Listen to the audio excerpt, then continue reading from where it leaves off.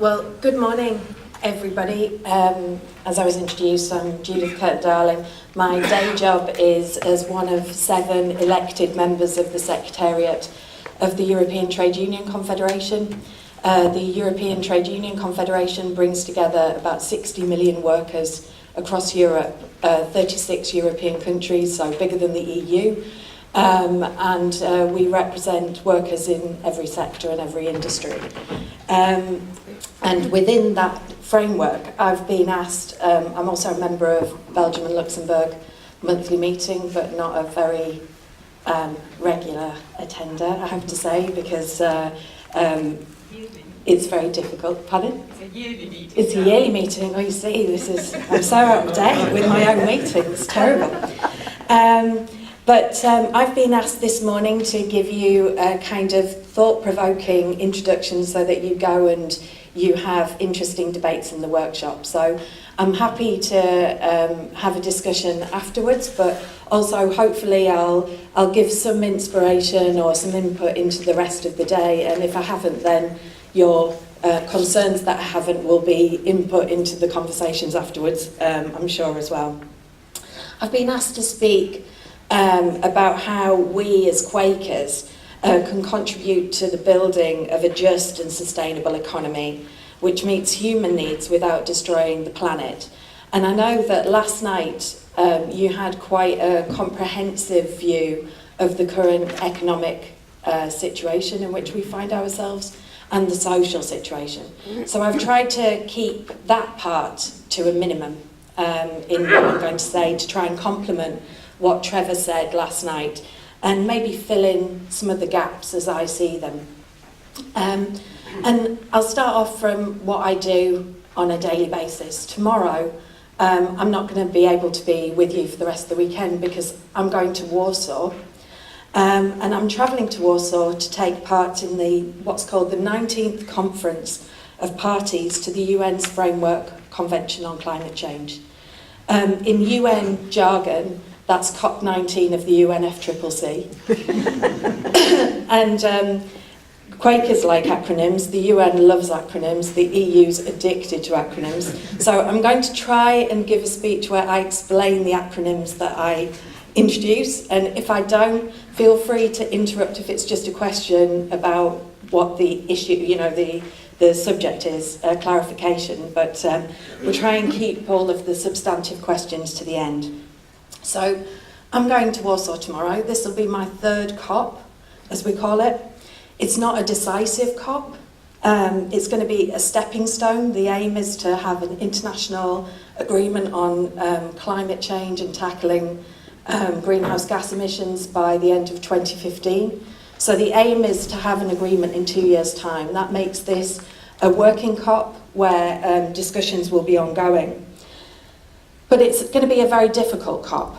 Poland is a country in which 90% of electricity is created through coal-burning power stations. The costs of transforming the Polish energy sector are considerable, and Polish society is absolutely paralysed by the fear of the costs of that transformation and the reality that energy poverty is rising extremely quickly, and it's rising as wages don't keep up with living costs and the pace of prices. So it's always been my view that if we're going to talk about guaranteeing a just transition towards a more sustainable economy, then it's in places like Poland, like Katowice, which is in the south of Poland, heavy industry town, or my hometown of Middlesbrough, with its heavy chemicals industry and industrial base, but both places which also have chronic problems of unemployment and rising poverty.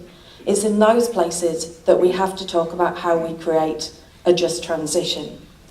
And that just transition has to be about delivering sustainable jobs, a fairer economy, and hope for people. And so I thought today that it would be this vision that I would focus on, about how we get there, and maybe hear your ideas about whether we're missing some of the points on the way. Now, our scientific knowledge and understanding of climate change has taken leaps forward. Last month, we saw the publication of the latest findings of the Intergovernmental Panel on Climate Change, which suggests that we're heading for a temperature increase on average globally of about 3 to 4 degrees Celsius.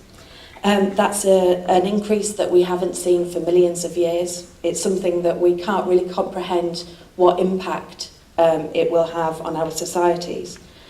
And despite that scientific knowledge, what we see is that our capacity internationally to address the clear threats our species face within this century, that's a temperature rise by 2100, so within this century, are stalling. And they're stalling largely as a result of the economic crisis, as a result of a resurgent business as usual model, and as a result of blockages from powerful vested interests. If I give you a contrast, whilst the climate negotiations are stalled and partially blocked, trade policy negotiations are racing ahead. Yesterday, I know Chris, who's somewhere at the back, and I were in a stakeholder meeting after the second round of trade negotiations between the EU and the US, the so-called TTIP, again an acronym. It's the Transatlantic Trade and Investment Partnership between the EU and the US.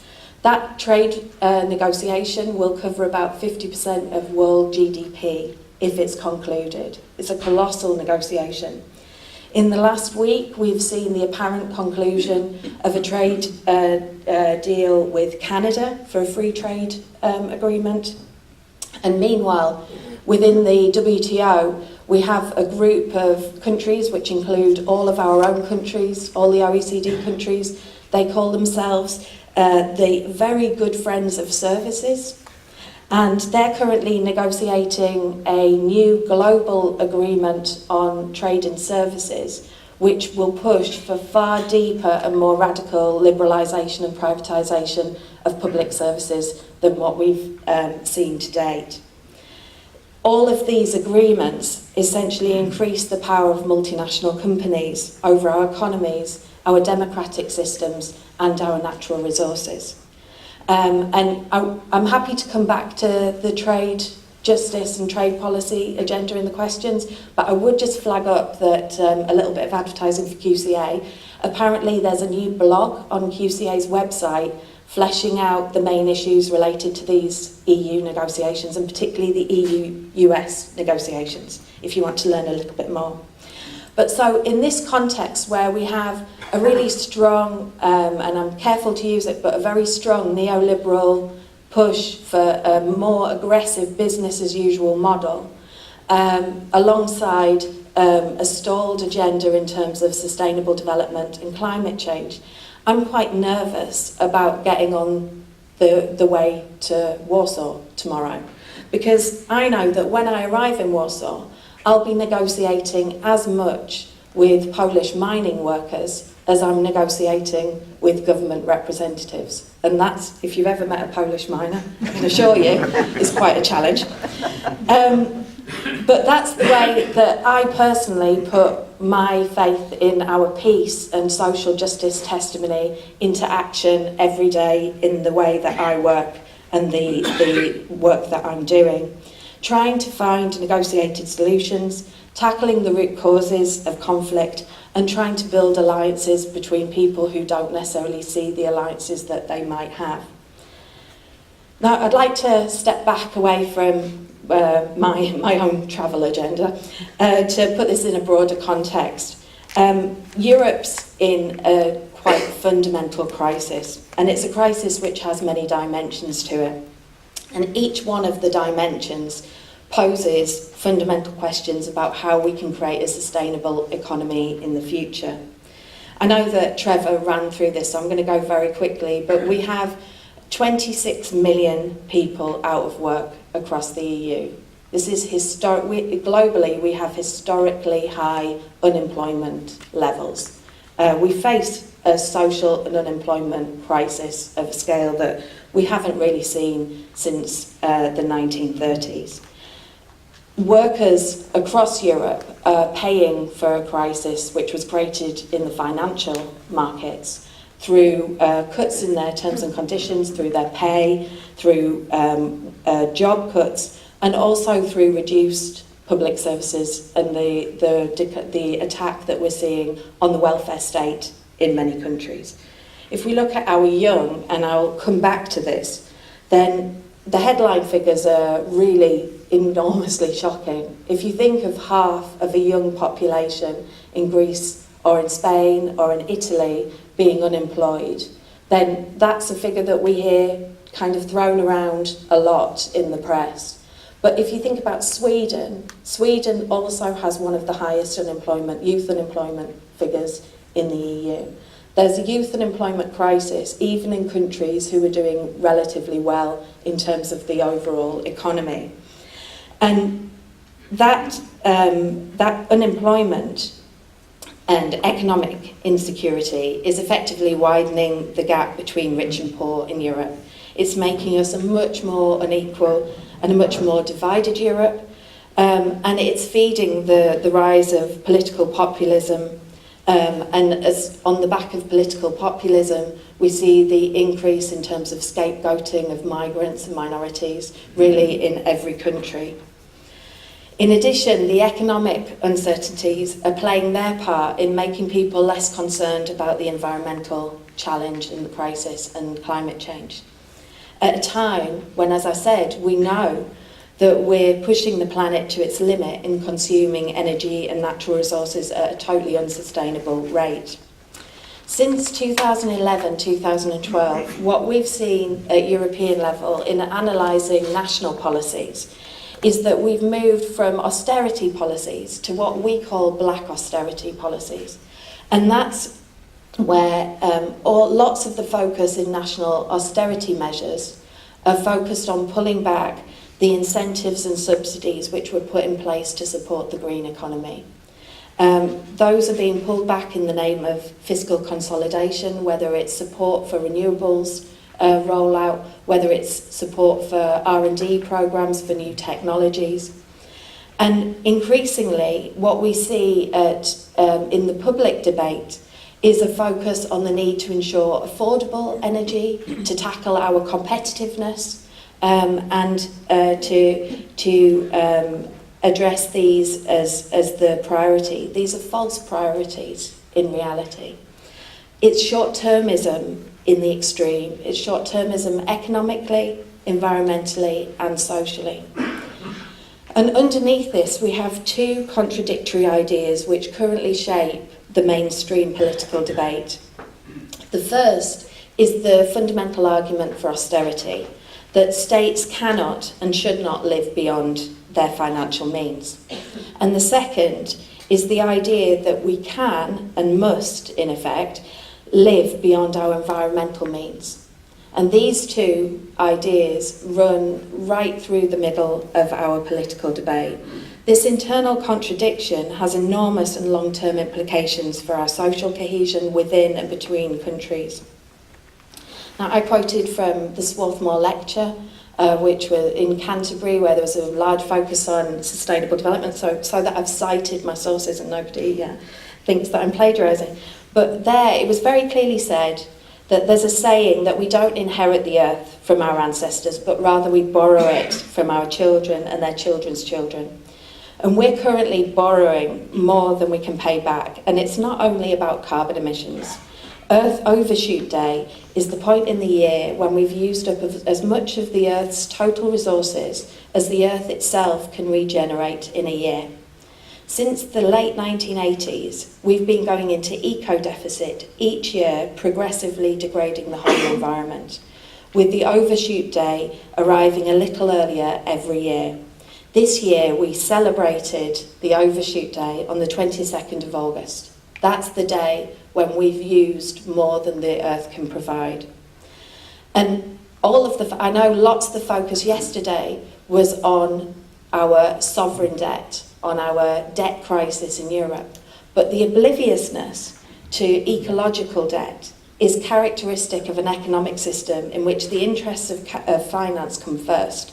and which fails to recognise the environmental and social foundations of prosperity. As a result, money flows into things that maximise short-term financial returns rather than optimising overall value for the economy and society. Now, the contradiction between our approach to good financial and good ecological management is stark enough, but it's even worse than it first appears.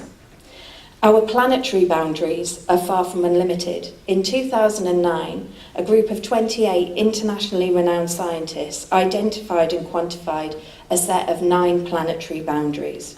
Those boundaries are climate change, ocean acidification, biodiversity loss, ozone layer, chemicals dispersion, land system change, nitrogen and phosphorus in the biosphere, atmospheric aerosol loading, and fresh water.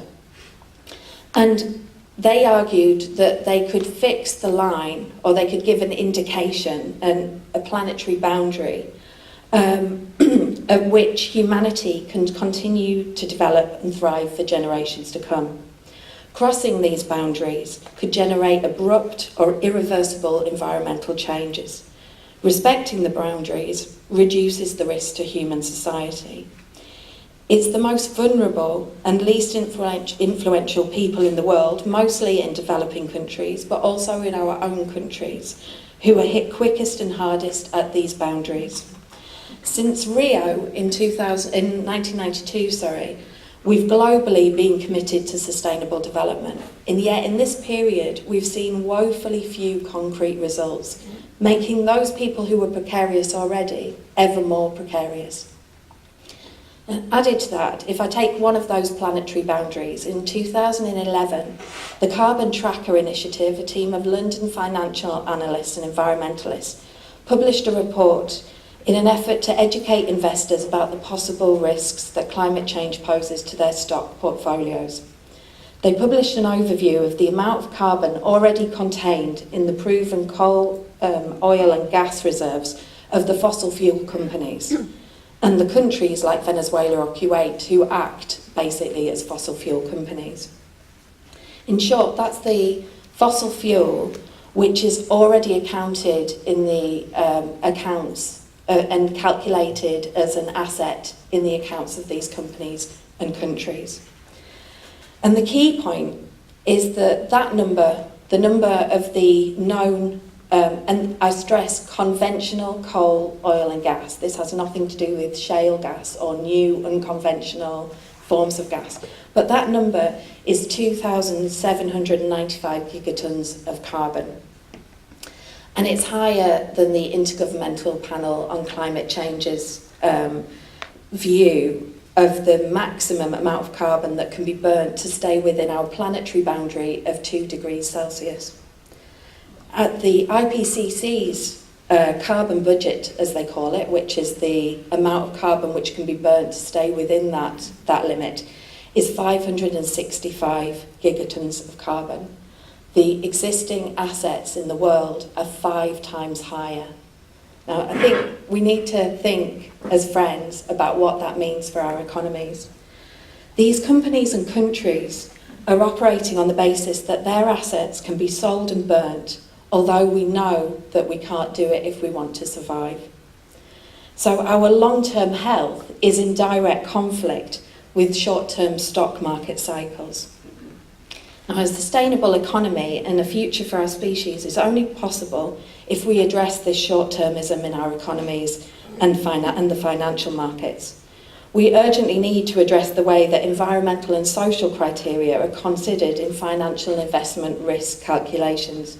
And more fundamentally, we have to recognise that sustainable economies cannot be based on continuous value extraction and the shareholder value model of capitalism.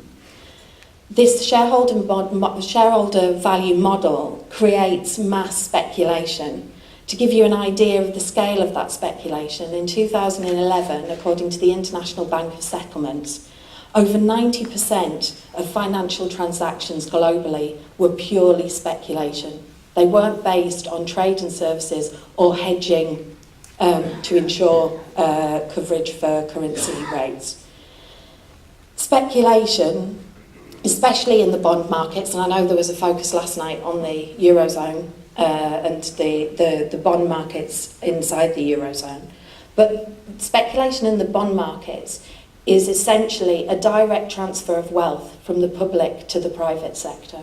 And we need to recognise it for what it is. It makes the importance of action in the Eurozone through Eurobonds and other, other actions really fundamental. But it also means that we urgently need a financial transaction tax to tackle and to put some seeds of sand, as James Tobin called them, into those wheels of international speculation.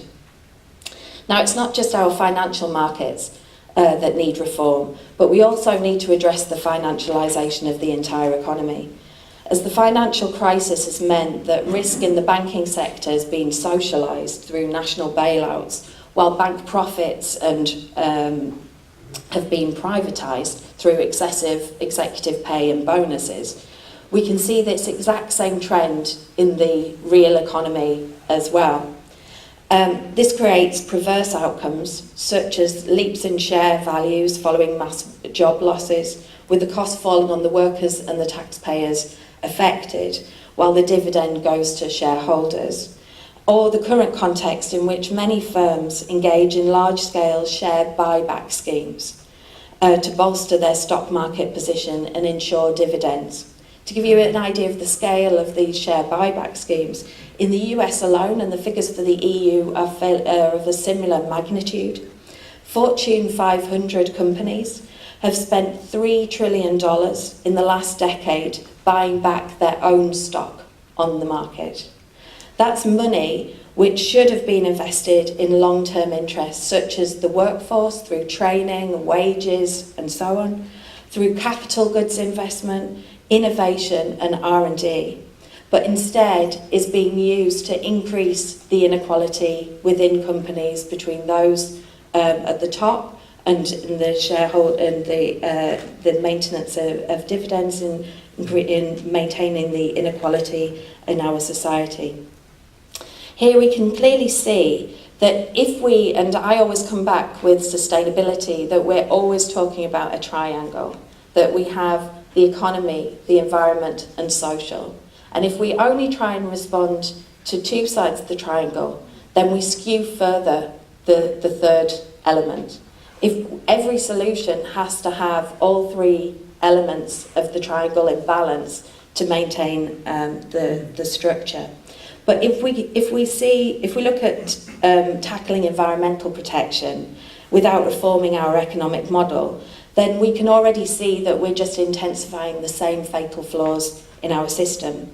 From 2001 to 2010, US clean tech companies, so those who are identified as the green economy, bought back $290 million worth of their own shares. They're practicing exactly the same behaviour as the old economy, these new sectors.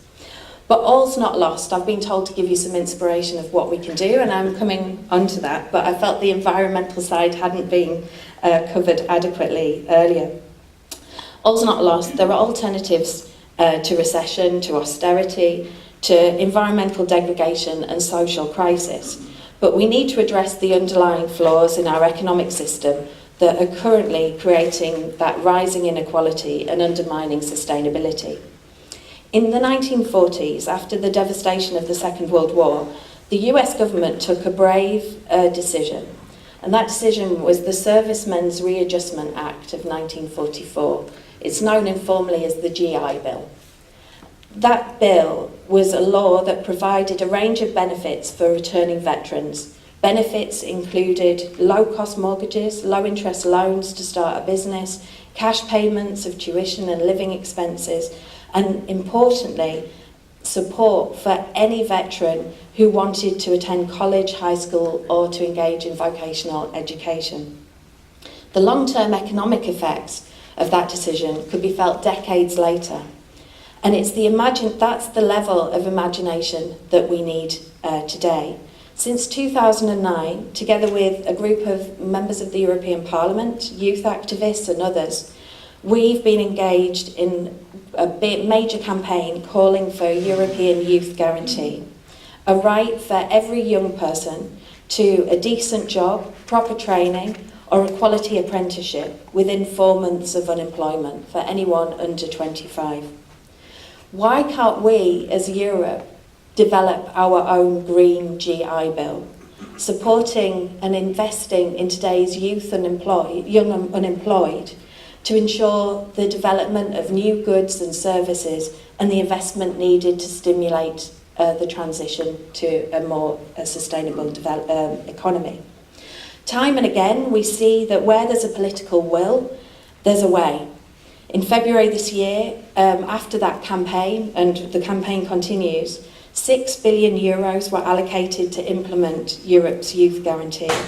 That's not yet enough. It's about a quarter of what estimates say is needed to really implement the guarantee, but it's a start. And it shows the benefits of the power of alliances and building concrete, reasoned alternatives. And this holds at all levels. And I think fundamentally, the contribution of Quakers collectively must be to help this political will. As a trade union leader responsible for worker engagement in climate action and sustainable development, I often find myself remembering Rufus Jones's words before the 1937 Second World Conference of Friends. He said, "I've become a good deal disillusioned over big conferences and large gatherings. I pin my hopes to quiet processes and small circles in which vital and transforming events can take place." Despite my often and deep frustration about the current situation and the pace of transition, strength for me comes from the practical action that I see at the local level in Europe, and internationally, I should say. I take strength from the cooperation I see within the trade union movement and those working together with NGOs and companies working on environmental protection and social justice, all focused on changing the narrative. There are many places to start.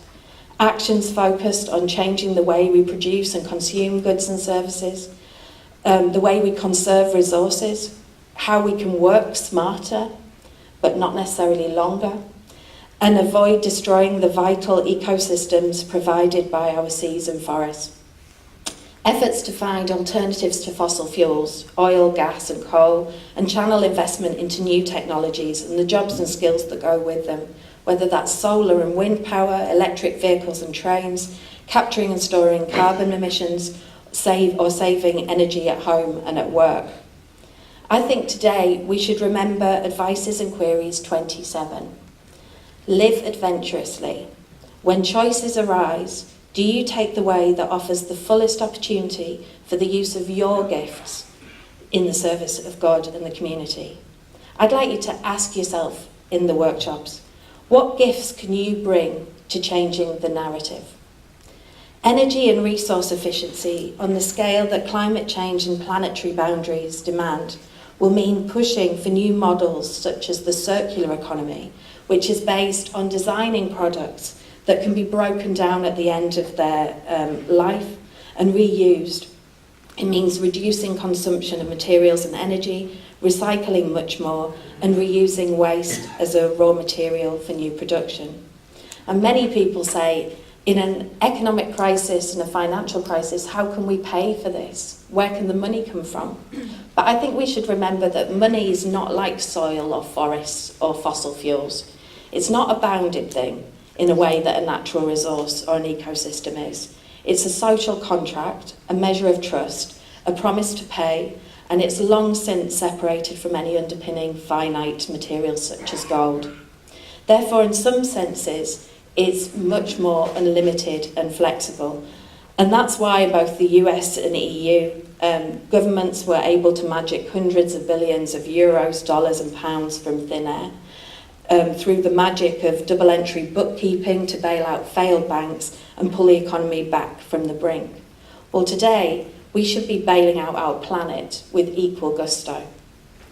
Financial systems are human constructions, they're not natural evolutions.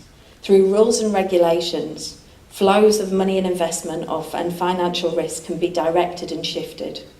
This may be through market regulation, corporate governance rules, social and environmental criteria on public investment, procurement and R&D support, the support of alternative forms of ownership, cooperatives and other alternative ownership forms, and fundamentally greater worker participation to balance shareholder values and shareholder interests in companies. I believe that yesterday Trevor spoke about the need for a large-scale investment programme. In the union movement, we call this the Sustainable New Deal. But what can we as Quakers do to ensure that this Sustainable New Deal is realised? Well, I was thinking when I was preparing speaking this morning about my life as a young Quaker. And one of the things which hits out most for me is that in my meeting house in Middlesbrough, when I was little, there was always a poster on the wall of thinking globally and acting locally. This morning in Warsaw, while we're sitting here, some of my colleagues are taking part in an event inside the climate negotiations where they're presenting what they'll be doing, what they are doing practically in their own small circles, and what they're doing practically to address the challenges of climate change and economic short-termism. And I thought that some of what they're presenting in Warsaw might also inspire the debate here. So I picked some of my colleagues at random. I haven't included their surnames, but if you want to get in contact with them for more information, I'm sure they'll be happy. Dominique from France will be presenting the latest round of the National Grenelle on the environment and sustainable development. The Grenelle is the development of a national roundtable with all interests represented, which has been given the task of finding negotiated policies and actions. Now, there are lots of ways that you can develop roundtables of this like, and examples include Transition Towns movement, and local community initiatives that try to get different interests around the table. I think it'd be interesting to hear how your meetings have engaged in that, whether they've been involved, whether they've driven. Philip from the UK will be introducing the TUC, the UK Trade Union Confederation's Green Workplaces project, in which over 1,300 workers' representatives have been trained and supported to engage in projects to green their own workplaces. These range from local projects on the micro level, more recycling, local mobility schemes, to large-scale multinational-wide changes in behaviour and consumption patterns. If you're still working, if you manage or are a trustee of an organisation, how can you engage, perhaps with others, to change its consumption patterns and behaviour? At EU level, how can QCEA engage to support that shift in terms of changing consumption patterns? The Commission's currently struggling to get through the legislative process mandatory rules for companies, large companies in this case, for reporting on environmental and social sustainability. How could Quakers engage to ensure that those rules become mandatory across the EU so that we can see transparently how companies are behaving and avoid a greenwashing agenda? Heidi from Denmark has been a strong advocate for the financing of the transition. The Danish pension fund, the ATP, pledged €1 billion to a new climate change fund for emerging economies at the previous COP15 in Copenhagen in December 2009. And recently they've increased that to saying that they're going to reach a 10% share of their portfolio to be allocated to climate change investment. Given its size, the pension fund industry could play a key role in raising climate change related financing.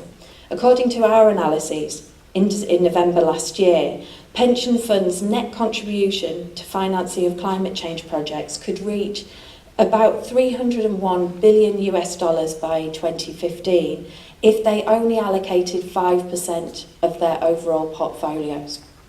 I think we should ask ourselves how Quaker finances are invested and how our personal monies are being used to support sustainability locally and internationally.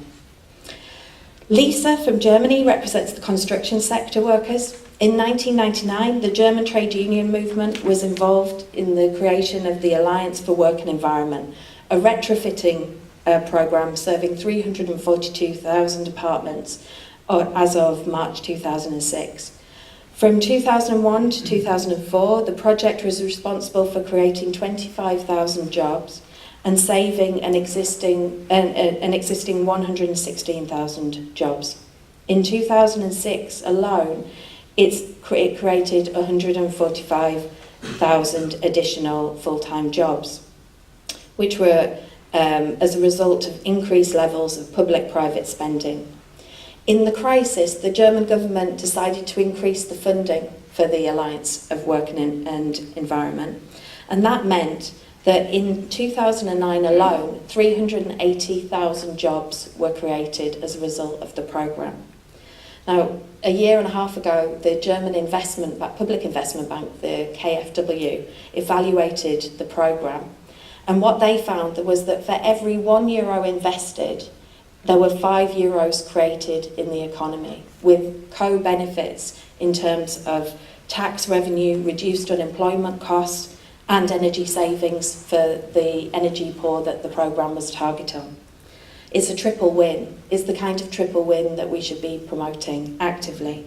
In Birmingham in the UK, a local group is trying to replicate the same programme.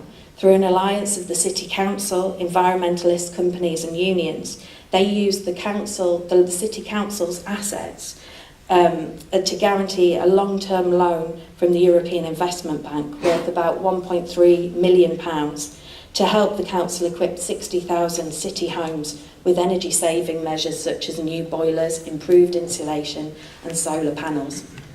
Energy is and will be a major question for our economies and societies. How, as Quakers, can we support more effectively the energy transition? When I get to Warsaw, on Monday morning, I'll be speaking in a public event on the need to use the opportunities created through the challenges of climate change and the need to address the economic crisis and invest in our economies to create large numbers of jobs for our young people. As I said at the beginning, we face many challenges, but the loss of a whole generation of our young people in Europe, a loss economically and socially, will fundamentally undermine any effort that we make in order to build a sustainable economy in the long term. And in the short term, the scale of the social crisis felt by many is creating a breeding ground for nationalist and xenophobic arguments.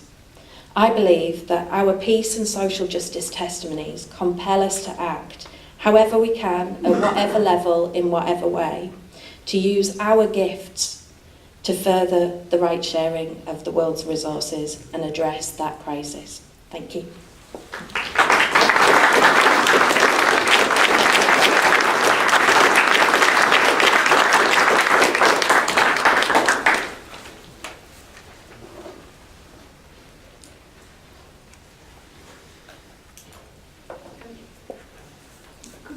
Website details so that we can look things up and let people know about what we're doing?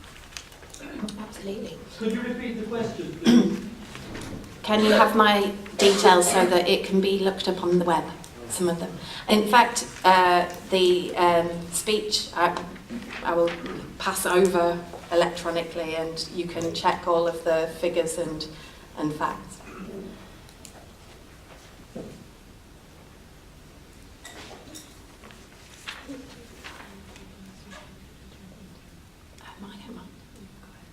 Okay. I'm quite used to chairing meetings, so take the lady at the back. You mentioned some trade deals that are going through or have already gone through.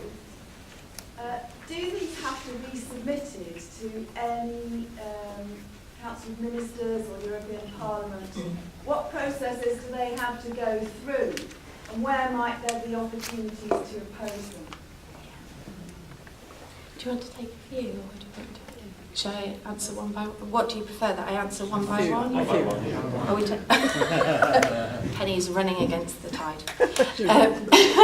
Okay, on the trade deals, trade policy is an EU competence, which means that the Commission negotiates for the whole of the EU. What happens in terms of process is the Commission has to ask for a negotiating mandate. That mandate is given by the Member State governments.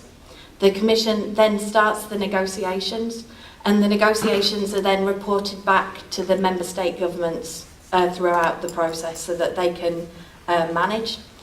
It's probably one of the least transparent areas of EU policy. It's extremely difficult. I spend far too much of my time just trying to find documents. And the reality is that these trade deals are secretive because some of the content of them would really raise hairs on people's heads in terms of what's being put on the table. So if we look at the Canadian agreement, which is apparently, and why I say apparently just being finalised, because the Canadian Prime Minister, Stephen Harper, is very worried that the EU will forget about Canada. We started negotiating with Canada 4 years ago, but we've now started negotiating with another country in North America, which might be slightly larger than Canada. And the Canadians have a little bit of a complex that the EU will forget about Canada and focus all of the attention on the US. So the Canadian Prime Minister, also under domestic pressure, flew to Brussels to sign the EU, that was a bit weird, the EU-Canada trade agreement.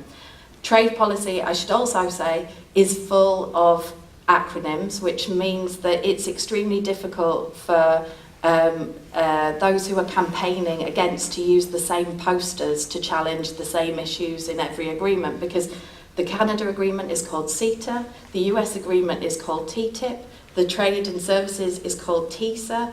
So it's a forest of jargon and acronym. But the Canadian Prime Minister came to Brussels to allegedly sign the trade agreement, and it became clear that actually the trade agreement hasn't concluded, that there are still large parts of it which are being negotiated. But in order to show that Canada had got their agreement first, there was this kind of political show. Once the text is finalised, then the process becomes a little bit more transparent, but there's very little way that you can change the actual content of the text. So the text, once it's signed by the two sides, then is translated into every language. It takes a number of months to get all of the legal translations done, and then it goes to the European Parliament. Now, one of the big changes with the Lisbon Treaty, very controversial in a number of member states, but one of the big changes that the Lisbon Treaty brought was an increased role for the European Parliament in trade policy. It's quite a considerable change, but the change was a step towards increased Parliament roles. So the Parliament has the right to say yes or no, but not to change anything in the text. It gives us as actors outside the negotiations the space to be able to challenge the text on the table and to put pressure on members of Parliament to raise questions about certain elements. Up till now, there have been 4 trade negotiations since the Parliament had this right, and the Parliament's never had a majority to oppose a trade deal. So it's a very blunt right, and in a Parliament which is conservative, liberal, dominated, it's very difficult to get a majority to oppose a trade deal. We tried with a trade deal with Colombia and Peru. Colombia is the country in the world where the most trade unionists are assassinated.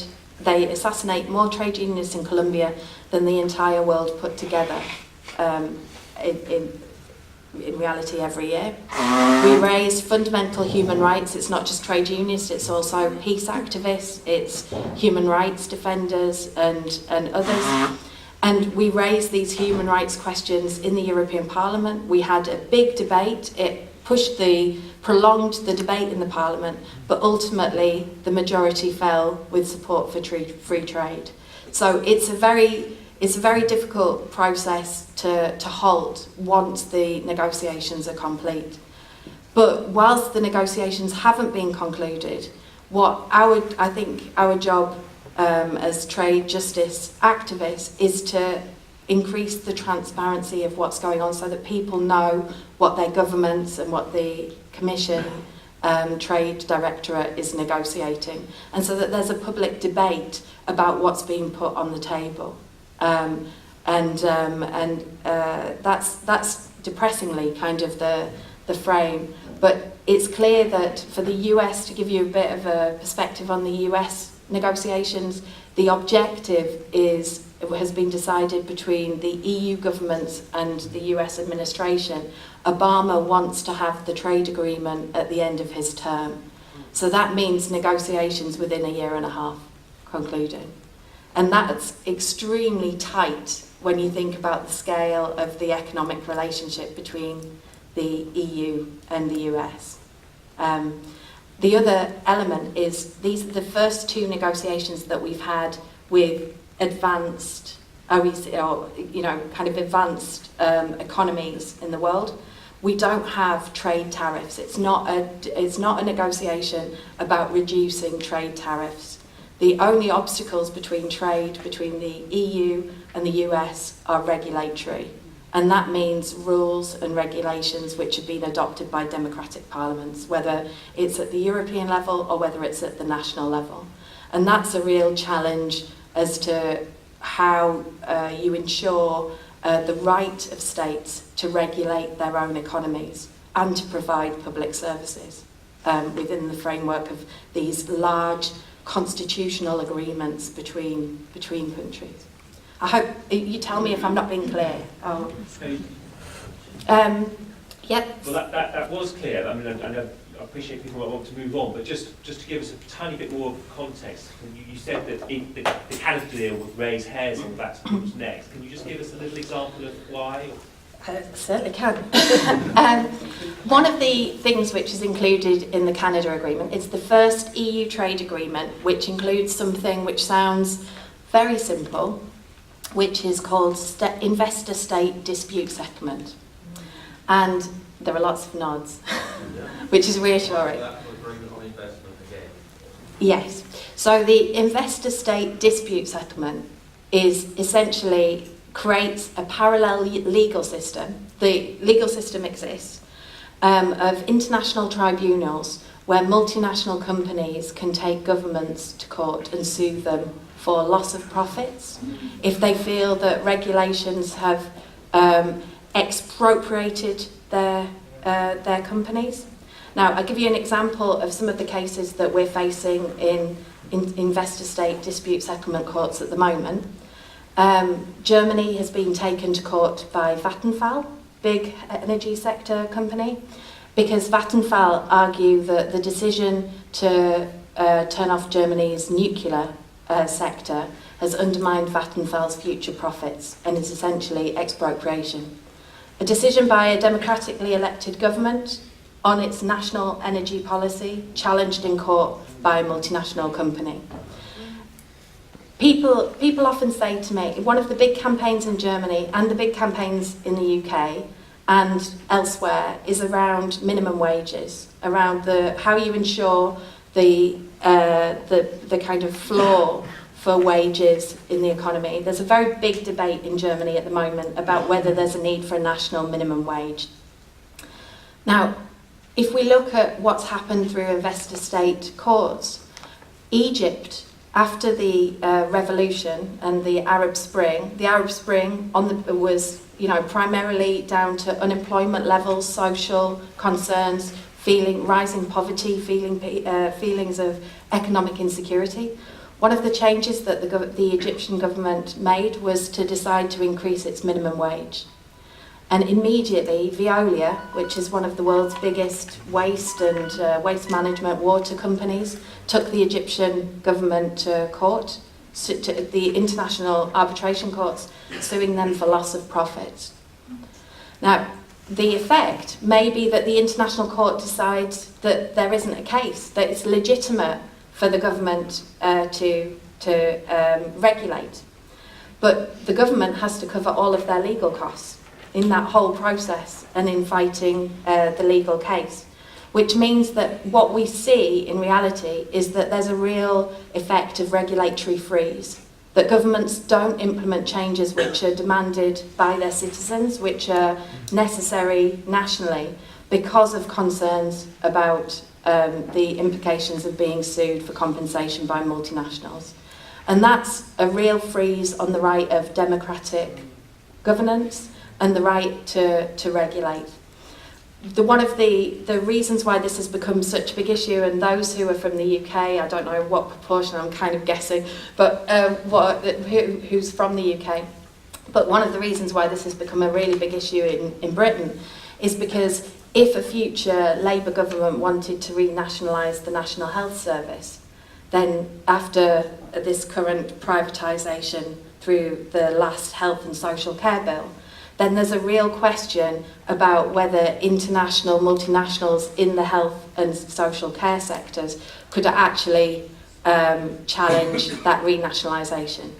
So it's fundamental questions about how we organise our welfare states, how we organise our economies, and how we regulate activities.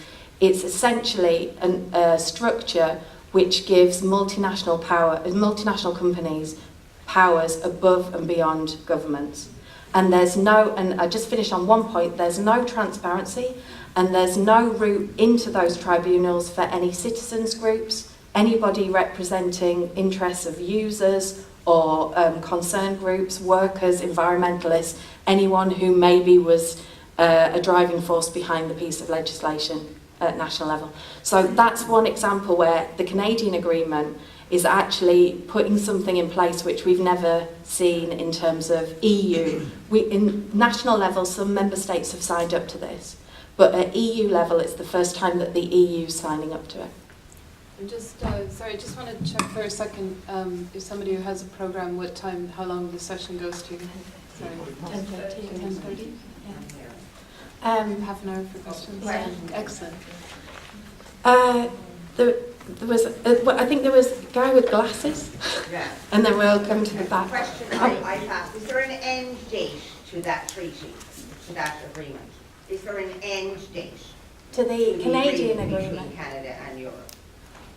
No, I mean, that depends It's an on... open-ended agreement. Yeah, it's a permanent agreement until the two sides decide to end it. You would have to negotiate to end Okay, it. and then, so this is what we need to be thinking about. How do you end that agreement? Yeah.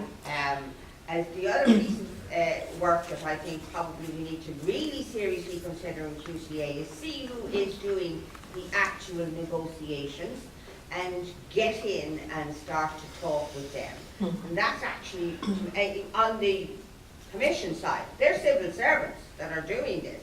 We need to know who the civil servants are and have the conversations with them. That, to me, is part of QCEA work.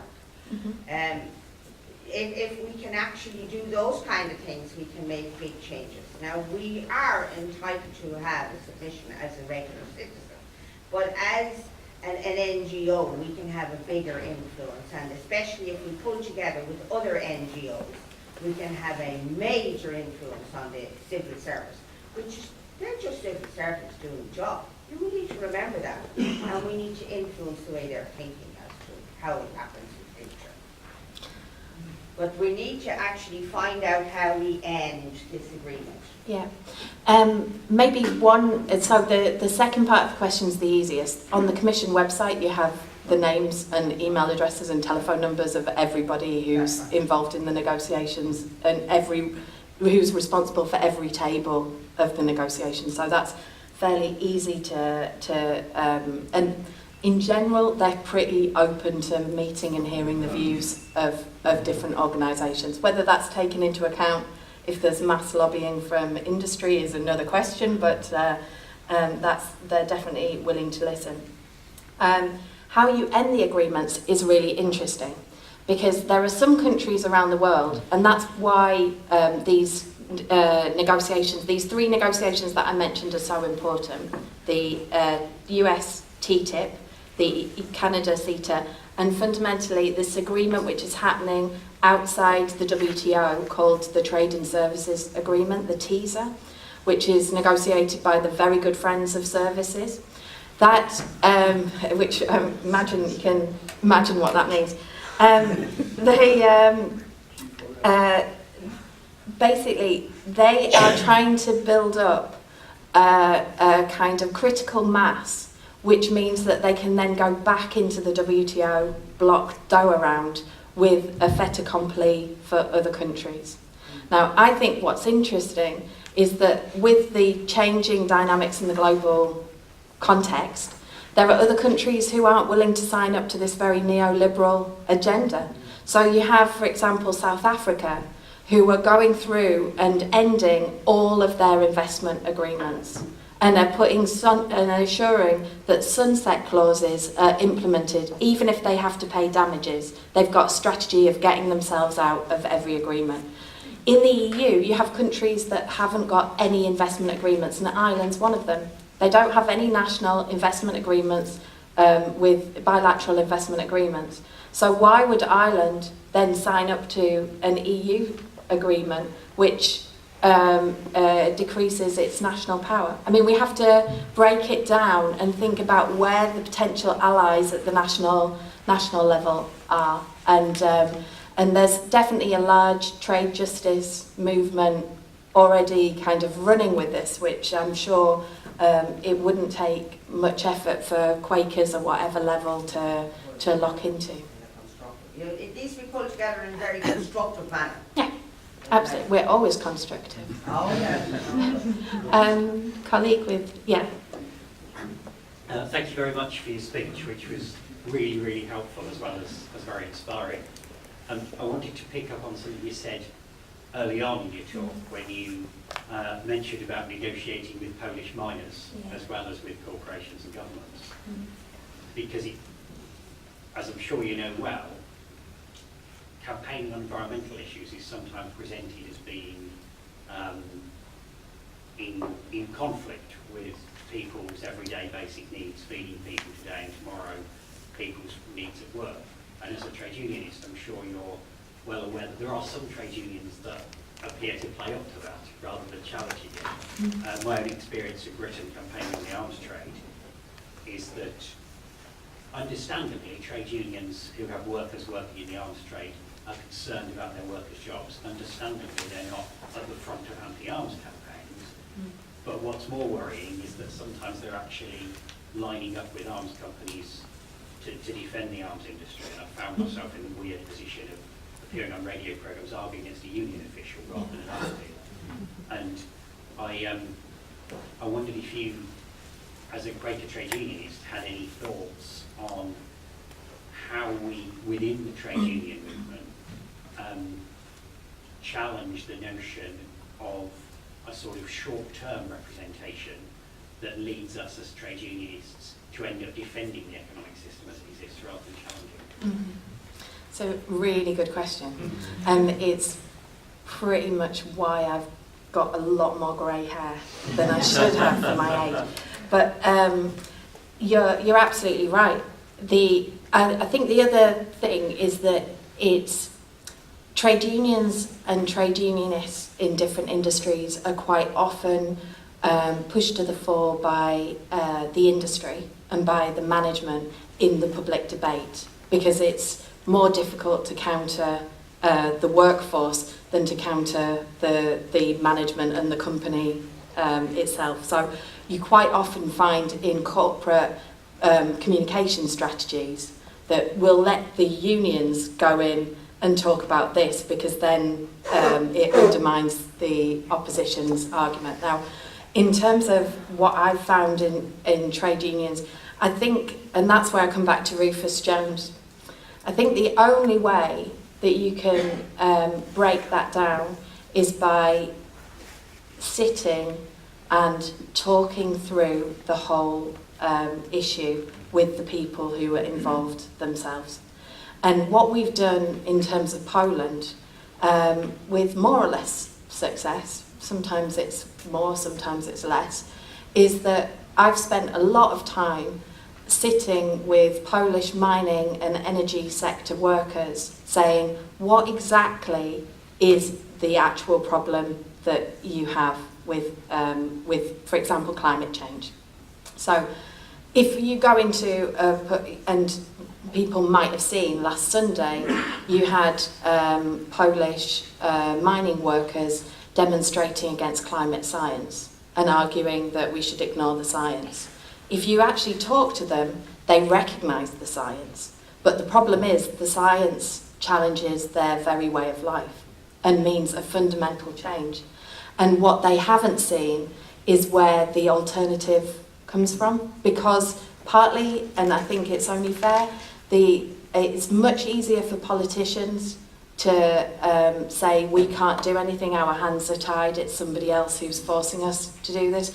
And the Polish government has done that. They've said the EU's forcing us to implement this climate policy and that means your jobs are going. But it's absolutely false. Polish mining jobs are going because coal is cheaper from the US than it is from Poland. It's economics, it's globalisation, it's the fact that, and jobs are lost in the Polish energy sector because we've liberalised the energy sector and sold public energy companies off, restructured, rationalised, modernised, which has meant fewer workers. So it's nothing to do with climate change, it's to do with economic change in the economy. I think if you can get beyond what seem like really offensive views sometimes and start having a conversation about what really is at the centre of the problem, then you can start to try and find some solutions for working your way out of it. And what we found is that engaging Polish mining workers and energy sector workers in a discussion about how you ensure, I mean, I'm from the northeast of England, heavy mining community, heavily hit by the closure of pits in the 1980s, 70s, 80s. The closure of pits in a very brutal way, which meant that you then didn't have really any social programme to tackle the fact that you had communities which were in crisis. And lots of the social problems today are because of the way that economic restructuring was undertaken.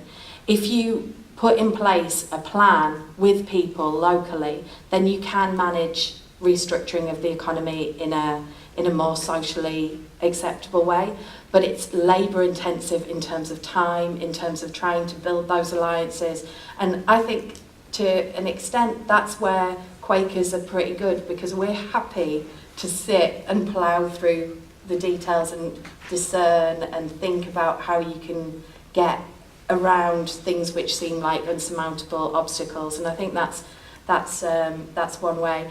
And I think it's the same in the arms trade. If you talk to the workers in Glasgow, along Faz Lane or wherever, what they care about is what are their kids going to do? What are the jobs in the local area which will mean that the kids who are in school now will have jobs in the future? So it's about, and I had a long conversation with Campaign Against the Arms Trade about it, because I said, if you sat down with the local shop stewards and said, what are your ideas about your local area's economic future and regeneration? And they said, no, they just oppose what we're saying. But we need people who can bring, Northern Ireland, the peace process was about small circles of bringing people with very different views together to try and understand each other's perspective and to try and find solutions. Our economic challenges are equally complicated. The energy sector is extremely complicated, and we need those dialogues. It's not, a kind of, at the moment, it's not a life and death situation like Northern Ireland was in the Troubles, but it's the same kind of mediation skills which I think are urgently needed. And that's my kind of perspective, that's my experience, and it's really difficult, and you take 2 steps forward and you take 3 steps back and then you 1 step forward, and you feel you're never sure if you're really moving it in the right direction, but the engagement is absolutely crucial to bring people around. Sorry, I'll try and answer questions far shorter. Right at the back with a pen in his hand. And then, Could you say something, please, about the long-term effects of youth unemployment? We know a lot about the effects of unemployment per se, that it increases heart attacks in the people who are unemployed, increases depression and suicide, alcoholism, obesity, minor crime. But for 50%, or between 10 and 50% of young people, it really must affect their lives. But is there any science about this? What do we know? Yeah. There's a lot of research into particularly into the health effects of unemployment, as you said. There's also a lot of research into the economic effects. Long periods of youth unemployment mean a reduced average wage across the whole of your life. It means you're more likely to be in a more precarious position throughout. I mean, there are effects across the whole of, in every dimension of somebody's life. I was really struck, just to give a personal experience, about 2-3 years ago, there was a march of the Spanish indignados. There was the movement of people in the street, the kind of predecessor to Occupy in the US. And they marched from lots of Spanish cities to Brussels to say to the EU policymakers, this is our experience. And it was all kinds of impacts on their lives, in terms of not just the kind of health and economic, but the value that they felt that they had to society, which I think is really crucial. If you look at kind of the need for people to feel that society cares about them, then that's a really fundamental value which holds together our social cohesion. And at the moment, there's a complete lack of trust. And I think it has major implications in terms of our democracies, because that lack of trust means that why bother engage in political activism? Why bother engage in voting? Why bother engage in standard political democratic structures? So you have a kind of marginalisation in that dimension as well. And unfortunately, and I say this very carefully in this room, but if only older people vote, then it means that politicians only respond to the concerns of the elderly. And what we've seen in terms of austerity measures is that to a large degree, pensioners have been protected with all of the burden falling on the young and on working age people. So it has a fundamental attack. It fundamentally undermines our intergenerational solidarity as a society. And I think that will also have long-term impacts. And I mean, obviously there are those who a period of unemployment makes them think about what they're going to do, try alternative things, start up, and they're the lucky few. But for a lot of people, it's extremely depressing and has a really serious impact on, particularly on mental health as well. So, and all of these delayed effects, you see them decades sometimes later. So it's very difficult to judge, but there is quite a body of research about the effects of unemployment. Right at the back, and then I'll come forward. In the global situation you're describing, where multinationals are increasingly ruling the world, how important and how useful will the current QPSW initiative to concentrate on disinvestment be, do you think? I'm from a group in Oxford, Quakers, who are thinking this is probably what we ought to be concentrating on, and quite a lot of other people in Oxford are interested as well, and they're thinking in terms of local authorities, universities, and the church, which what churches, faith groups have all sensible place to be putting our energies? That's my question. Just to check, disinvestment as in disinvestment from Fossil fossil fuels. Yeah. I mean, the argument from the Commissioner for Climate Action is that disinvestment is the most urgent policy which is needed, because you then start to force companies to change their strategies, and you have an impact on their bottom lines and on their balance sheets, and unfortunately that's where many company directors and boards really look. So certainly, if you look at the statements from Connie Hedegaard, who is the European Commissioner for Climate Action, a lot of her focus recently is how you link up disinvestment campaigns and strategies in relation to fossil fuels. And that's very clearly the argument also coming out of the, I mentioned the Carbon Tracker Initiative, on the amount of money which is already on the books of fossil fuel companies. That's also, they're providing a lot of the research input into disinvestment campaigns. So I think it is important. It's what do you do with the money once you've disinvested from one place? How do you use it in an effective way? And I think there, the campaigns around more ethical funds, this link to ensuring that portfolios include climate change and social justice as part of their portfolios. I mean, there are ways that you can shift it. And then locally, I mean, there are things which you can invest your money to support your local area, like investing in credit unions, investing in local investment funds and so on. So there are lots of alternative routes, but disinvestment's important. In the green top. Thank you for your inspiring talk, and your starting to give us leads on how to change the narrative towards a more sustainable society, which is the title of your talk. I'm inspired by that. I'm involved in my own version of trying to change the narrative.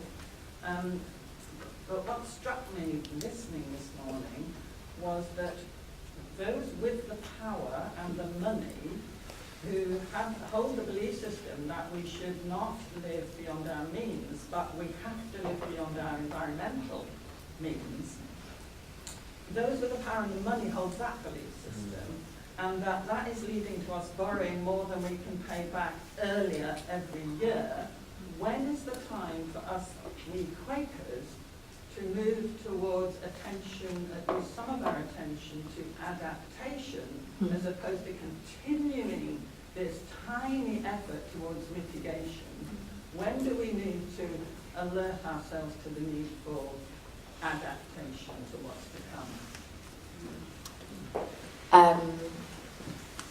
The IPCC, if we're just thinking about climate, the IPCC have put, I would advise, I mean it's a quite technical report, but the executive summary of the latest report from the IPCC is quite readable, and in it includes a really, I think, terrifying but brilliant graph, which shows that the longer you wait, the more dramatic the change has to be.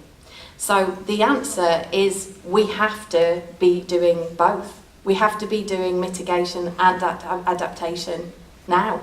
Are we there? Because we're still giving all our adaptation is the poor relative of mitigation at the moment. But at EU level, I'll just speak about EU level. There is a European adaptation strategy. Much of it is focused on public health, on coastal areas, and infrastructure, and so on. It gets a lot less airtime than mitigation, but in every conclusion they say how important it is, which probably means that it'll get less airtime. I mean, it's one of those strange things. But it's, it's fundamental. And talk about, I don't hear it spoken about in the Quaker environment. Yeah. Well, maybe that's an impulse. You have an EU strategy, and there's a possibility for QCEA to look at what adaptation would mean and how Quakers. But I think sometimes, excuse me, we need to point the finger this way and not that way. Yeah. Because I noticed, and I'm one of them, who's complained about certain things this weekend. There wasn't a drink after we arrived. There wasn't anywhere to put the soap or the towel in the shower and things like that. And I think, hang on a minute, we're not in the Philippines. Are we really realising that apart from taking the moral high ground all the time and pointing the finger that way, you know, how resilient are we? Yeah. You got here. Yeah. Sorry. There we go. Thank you. Can I stand up so that I Yeah, of course you can. so that people can hear, so that you can hear me? Two quick things, please. Thank you very much, Judith. I'd just like to remind all friends about the importance of opportunities for young people through Quaker work, and I do think Judith is a living example of that as a former QCEA assistant.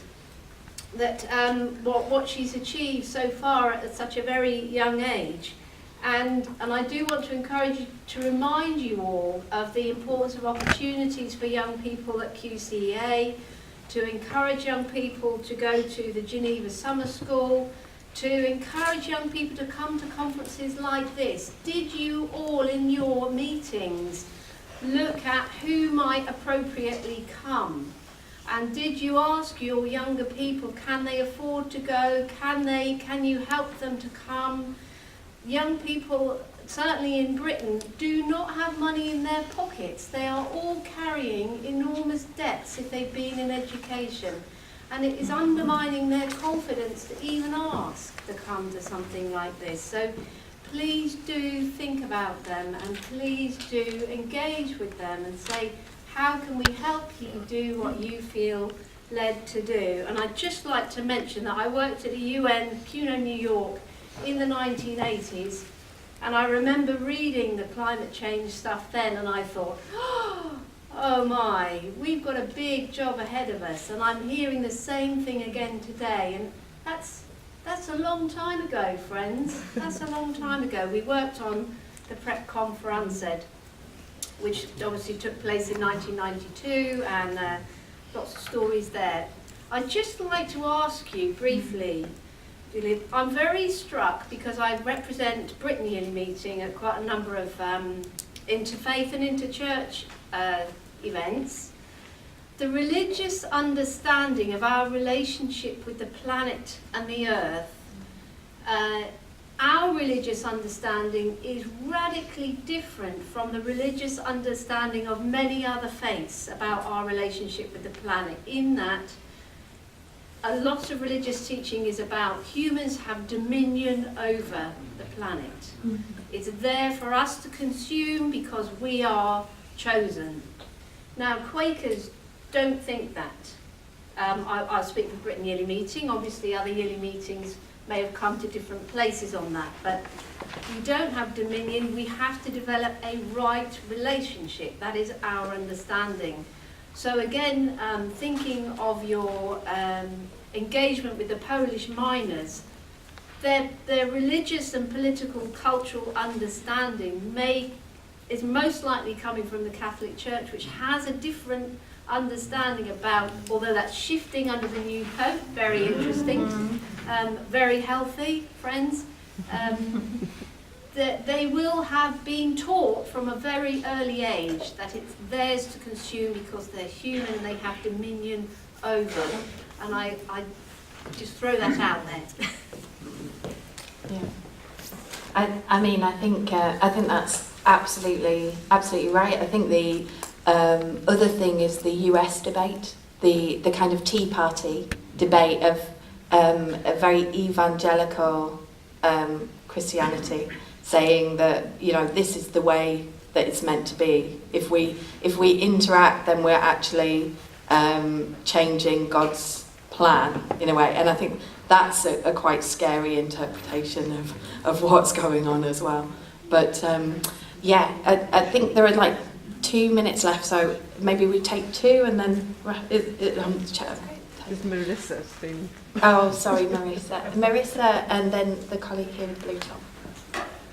Yes, I wanted to bring in an ecumenical dimension to this, because I take a more optimistic view of where the churches are. I think that there is a greater scope for new understandings around the concept of shalom, the sort of the sense that peace, equilibrium, health, wholeness, and these things sort of go way back. So there is a kind of a potential for conversations in an interfaith as well as inter-Christian understanding. So I wonder about whether we can do that a little bit more at European level. So where are churches, the QEC, the Conference of European Churches, the World Council of Churches, and those kind of dimensions. But I was also thinking about other big partners that we haven't heard about today. But Russia and China are the ones that come to mind, India, Brazil, and other sort of larger economies. Where are the relationships there, and what is the potential for some kind of change coming from the inevitable decline of the West and the rise of different systems, which are not necessarily more desirable, I have to say. Perhaps I'm prejudiced in that. But I'd like to hear you say something about those relationships, please. Okay. And then I'll conclude and wrap up. Thank you very much. And I particularly liked your reference to the 9 boundaries which the Stockholm Environment Institute said must not be crossed. And one thing that struck me out, because I've read those boundaries, is that 3 of them are already crossed. Yeah. The one about nitrogen fertilizers is way past the boundary and polluting the seas. The climate change is already crossed, and people are desperate about that one. But the one that's much more serious is the biological, that we are destroying the species, we are the little tiny bugs as well as the big things in a big way. And there's legislation around Britain about building houses, or in Somerset, all in our most beautiful valleys, which strikes me as just terrible. And what I also notice is the number of friends and family who have a second home, a holiday home, a flat in London, and who, like me, live in a house much bigger than my needs. And it struck me that somewhere along the Rhine, rationing of some kind, quotas, has to come into our thinking, and I found myself wondering whether I should have travelled all the way here on Eurostar for this. Rationing. Yeah. Well, I'll come to. I'll do them in order. So, in terms of relations with the BRICS, I mean, I said it in passing in relation to South Africa, and the fact that the EU, in terms of the trade policy, is very clearly negotiating with the other OECD countries. And in the context of that is this very interesting kind of changing relationship with Brazil, Russia, India, China, and South Africa, the BRICS, because if the opposition to that very orthodox neoliberal model of trade and investment relationships is coming from those countries. So if you look at what the background is of the EU-US negotiations, both the EU and the US want to have a trade agreement with China. And this is kind of all of the context of it, but partly what they want is first to join their own forces and then to go to Beijing with a common front because of the global dynamics. So there's a real challenge. But on the other hand, on climate change, there's real cooperation. There's increasing cooperation between the EU and China around research and development in new technologies, in industrial strategies and so on. So it's quite a complicated geopolitical context, I would say, at the moment. And things are moving very, very quickly. And I think that there are possibilities of interesting partnerships. I mean, if you look at opposition to a neoliberal investment agenda, then South Africa is a clear partner in that opposition. Australia, up until the change in government, I don't know, I suspect it will shift back in the other direction, but Australia has been quite a partner on opposing investment agreements as well, and has also been a key partner on climate action. So but that's shifting back depending on the kind of political dynamics in the country. So it's quite a shifting scene, and it makes the negotiations at UN level, I think, far more difficult, because you don't have the traditional bloc of developed countries negotiating with developing countries, which has meant that all of these UN processes have stalled in the last period as the power dynamics between countries change. In terms of the boundaries and whether we need then to put in place kind of rationing, I mean, it's true, 3 of those boundaries have passed. Biodiversity is the one which has really rocketed through the sky in terms of loss of flora and fauna.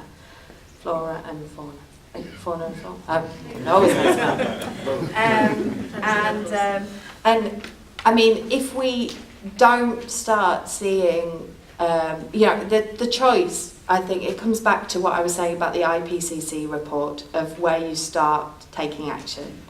If we don't start seeing a shift in the right direction in terms of addressing these boundaries, then the policy choices which are available become ever more radical. And I think that's what needs to be recognised in the public debate. The longer that you delay, the more painful the whole transition will be, whichever area you're looking at. And the more costly it will be. People say, we have a very clear debate about whether investment in climate action, whether it's adaptation or mitigation, is economically sound at the moment. Shouldn't we sort out our economies and then invest?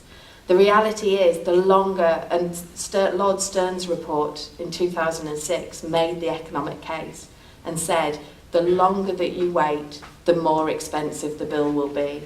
And the more expensive the bill will be in all 3 dimensions: economically, socially, and environmentally. So we need to have a shift in that narrative. And I'd just like to add something which hasn't really come out, which is quite interesting, because next year is quite a crucial year at European level. We have the European Parliament elections, which are the next chance to shift. We have 3 key institutions at European level, basically. The European Parliament elections will be in May. There's a real chance to shift where the political direction of the Parliament goes, and the priority given to this kind of agenda. There's after the Parliament, the new Commission will be appointed, and according to the Lisbon Treaty, the Member States have to take into account the biggest group in the new Parliament in terms of the President of the Commission, which means that you could see a shift in the Parliament majority and then a shift in the political direction of the European Commission as well. And then we just have to sort out some Member State governments. Well, I couldn't possibly comment further. But I mean, there is a possibility to actually affect the political framework which is framing this debate. All of these policy, what Trevor presented last night, lots of what I've presented today is about political choices. And it's about whether politicians take the political choices, or whether they, like I said about the Polish government, they decide to sit back and blame other people for what's being imposed. Now, I think we have to also think about that political engagement and the chances offered by next year. And I put my cards, since it's the end of the session, I put my cards on the table that I decided that the only choice, I wasn't really given much of a choice by some people, but I decided that the choice for me was to stand for Parliament and to stand for election and to try and defend this agenda myself. So in the European elections I will be top of a party's list, and will hope to be arguing for this kind of more progressive agenda in a new Parliament. But I don't want to be in a new Parliament full of rabid climate skeptics and nationalists. So we need a movement across Europe which is backing a kind of progressive, sustainable vision of our economies in the future. Maybe I'll end it there and we can go for coffee. And I know not everybody asked their question, but I'm staying around for a little bit, so I'm happy to keep.